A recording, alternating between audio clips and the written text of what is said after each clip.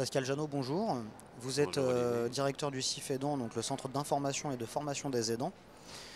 Pascal, comment trouver du répit lorsque l'on est aidant? Alors il existe aujourd'hui plusieurs formes de répit concernant les aidants. Classiquement, on pourrait parler parfois de séjours de répit. Il existe différentes formes.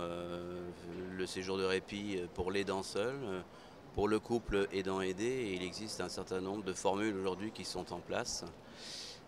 Pour ce qui nous concerne, on estime que le répit de l'aidant peut passer par la formation de cet aidant. Prendre en charge une personne fragilisée, une personne dépendante, âgée ou plus jeune, nécessite des savoir-être et des savoir-faire.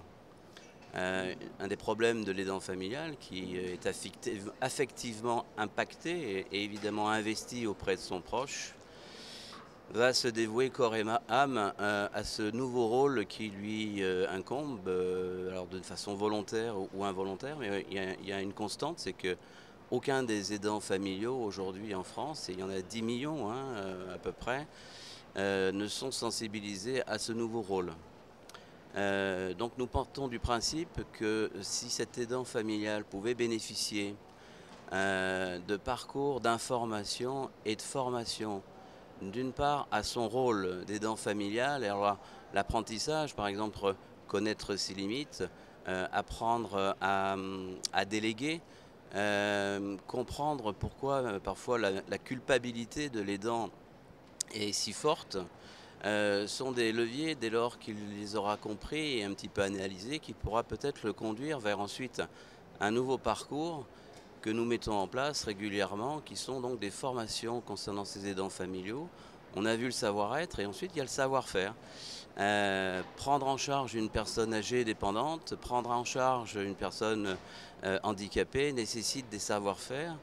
Et je prends un exemple tout simple, s'occuper quotidiennement d'une personne âgée dépendante qui nécessite d'être transférée, d'être mobilisée, préparer des repas adaptés, donner les médicaments, parfois même certains soins, lorsque ces aidants familiaux refusent la délégation à une tierce personne par exemple, ou même à un service d'aide à la personne, puisque nous sommes sur le salon des services d'aide à la personne. Cet aidant doit comprendre la nécessité absolue d'accepter de déléguer.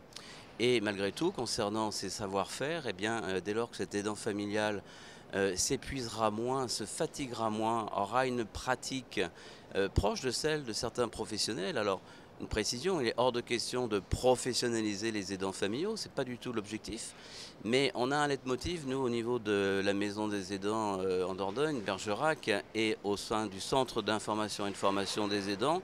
Le leitmotiv est le suivant: acceptez, vous aidants, d'être aidé pour mieux aider l'autre. Et dès lors que cet aidant familial aura lui-même une aide qui va venir minimiser son stress, minimiser son impact, enfin l'impact de ce stress, et donc réduire ce qui va être vecteur de son épuisement, pourra être en mesure de prendre en charge son proche dans de meilleures conditions et de façon pérenne.